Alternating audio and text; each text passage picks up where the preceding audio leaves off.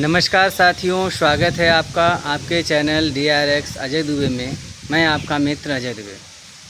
आइए कल की चर्चा को जारी रखते हुए जो सांप काटने के बारे में जो कल बातचीत हो रही थी उसको आगे बढ़ाते हुए आगे और कुछ प्रश्न हैं उसको जानने के लिए एक बार पुनः स्वागत करते हैं वैद्यराज डॉक्टर कुमदेश पाठक जी का। आइए सर, स्वागत है आपका। नमस्कार मित्रों, मैं आयुर्वेदाचार्य डॉक्टर कुमदेश पाठक। हाँ सर, ये बताइए, क्या सांप का स्वभाव होता है काटना, और यदि स्वभाव नहीं होता या होता है तो काटता क्यों है? इसमें आपका आयुर्वेद और आध्यात्म क्या विचार रखता है? जी, सांप का स्वभाव काटना नहीं होता। सांप को इसलिए जो है अपने बचाव के लिए वार करना पड़ता है कि हमारे आयुर्वेद में, पुराण में, वेद में हर जगह लिखा है सर्पानाम च महद भयम, अर्थात इनको इतना डर होता है कि हमें कोई मार न दे, तो अपने सुरक्षा के लिए ये जो है वार करते हैं। इनका काटना स्वभाव नहीं है, इसलिए इन्हें मारना नहीं चाहिए। पर लोगों को ज्ञान नहीं है, वो इसके दुश्मन बने हुए हैं। ये इस तरह से पर्यावरण को भी जो है सही रखते हैं, चूहे को खाते हैं, छोटे मोटे जीव जंतु खाते हैं जो हमारे लिए हानिकारक हैं। तो इस तरह से ये काटते नहीं, हमारे लिए हितकर ही हैं, हमारे ये शत्रु नहीं बल्कि मित्र हैं। अच्छा, और साथ में ये अपने शिकार के लिए भी अपने विष का उपयोग करते हैं? जी बिल्कुल, विष से करेंगे तभी घायल होगा, तभी उसको जो है अपना आहार बनाएंगे। अच्छा, कुछ लोग जो है झाड़ फूँक करने लगते हैं, क्या यह उचित है? और न जानी हुई औषधियों का प्रयोग करना क्या उचित है? इसमें आयुर्वेद क्या कहता है? इसमें आयुर्वेद ये कहता है कि आप झाड़ फूँक अनावश्यक न करें। उसके लिए उन्होंने बहुत एक विधिवत श्लोक लिखा और कायदे से उसका एक उदाहरण दिया। यथा विषम यथा शस्त्रम यथा यज्ञिर शनिर यथा तथौषधम विज्ञातम अमृतम यथा, अर्थात जिस तरह से विष शरीर को मार देता है तथा शस्त्र शरीर को नष्ट कर देता है, अग्नि शरीर को जला देता है तथा इंद्र का वज्र भी शरीर को नष्ट कर देता है, ठीक उसी प्रकार से न जानी हुई जो है वस्तुएं, न जानी हुए द्रव्य, न जाने हुए औषधियाँ इस शरीर को मार सकती हैं। इसलिए न जानी हुई अमृत ही क्यों न हो, जिसका थेरापेटिक टेस्ट न हुआ हो, ऐसी औषधियों को नहीं देना चाहिए, क्योंकि उसके विषय में आप नहीं जानते, भले ही वो अमृत हो। तो ये लिखा मेरा आयुर्वेद। अच्छा, कभी कभी जो है मनुष्य कहीं जा रहा है तो उसके पैर नीचे कभी कभी सांप पड़ गया, तब भी सांप नहीं काटता, तो ऐसा क्या कारण है कि वो नहीं काटता? जी, ऐसा वो अवस्था होता है उनका कि उस समय वो केचुल छोड़ते रहते हैं। केचुल छोड़ने में बिल्कुल वो जो है मस्त रहते हैं। ऐसे में उनका काटना स्वभाव बिल्कुल नहीं होता, इसलिए वो दब भी जाते हैं, दब के कभी कभी मर भी जाते हैं। किसी किसी चारपाई में बिस्तर के नीचे आप देखेंगे तो बिस्तर हटाते हैं तो मरा हुआ निकलता है, तो वह वही अवस्था होता है, वो स्वयं मर जाते हैं, काटते नहीं, क्योंकि उनकी अवस्था केचुल वाली अवस्था होती है।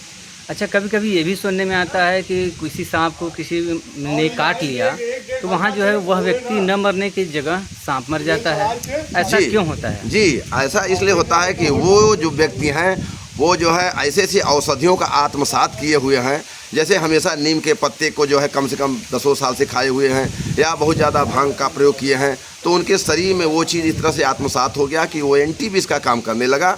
इसलिए ऐसी स्थिति में सांप ही मरता है, मनुष्य नहीं मरता। अच्छा, कोई व्यक्ति अगर दारू पीता है तो क्या उसको भी सांप काटे तो कोई दिक्कत होगी? जी, दारू पीने वाले को तो दिक्कत हो जाएगा, क्योंकि वो आत्मसात वाली चीज़ नहीं है, वो औषधि नहीं है, वो जो है एक प्रकार का आपके लिए शरीर को इम्यूनिटी कमजोर ही किया है, तो वो उसके लिए ठीक नहीं है। सांप वाला जो है प्रभाव आ सकता है उसमें। अगर सांप काटे व्यक्ति, सांप जिसको काट लिया है जी, तो क्या ऐसे व्यक्ति को सोने दिया जाए या न सोने दिया जाए? नहीं, ऐसे व्यक्तियों को नहीं सोना देना चाहिए, क्योंकि जब सोएगा तो ये क्रिया तेज हो जाएगी। इसीलिए हेड इंजरी वाले मरीज को, ब्रेन वाले मरीज को, जिसको चोट लगा हुआ है, उसको नहीं सोने दिया जाता है, और इस तरह से विष वाले प्रभाव में नहीं सोने दिया जाता है, बल्कि उसको रात भर जगाते रहते हैं, जिससे उसके शरीर की एक्टिविटी बनी रहे और विष का प्रभाव कम से कम बने। अच्छा, मतलब वो जागता रहेगा तो उसके मृत्यु के चांसेस कम रहेंगे? बिल्कुल कम और रहेंगे। अगर वो मतलब सो गया तो मर जाएगा? चांसेस बढ़ सकता है, बढ़ सकता है। बचने को तो बचेगा जी, बढ़ जाता है। अच्छा, क्या सांप के कान होते हैं या सांप को कुछ सुनाई नहीं देता है? नहीं, सांप को कान नहीं होता, इसलिए तो सांप का नाम अहिकर्ण है।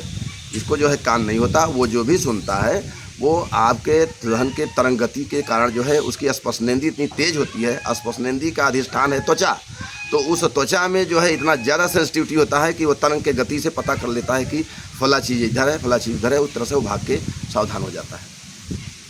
अच्छा, जब सुनाई नहीं देता ये चलता कैसे, फिर तेज गति से दौड़ता कैसे है ये अपने जो है उनके जो स्पर्शनेंद्रिय हैं उसमें ऐसे जो है स्केल्स हैं जो कि उनको मुड़ने में और जो है घूमने में बहुत सहायक होते हैं, और उस गति से वो अपनी जो है न्यूरो जो है क्रिया उनकी बढ़ जाती है, क्योंकि चलना फिरना उठना बैठा मोटर न्यूरॉन का काम है। तो उसमें मोटर न्यूरॉन उसके स्किन में इतना तेज होता है कि वो आहट से केवल तेज भाग जाते हैं।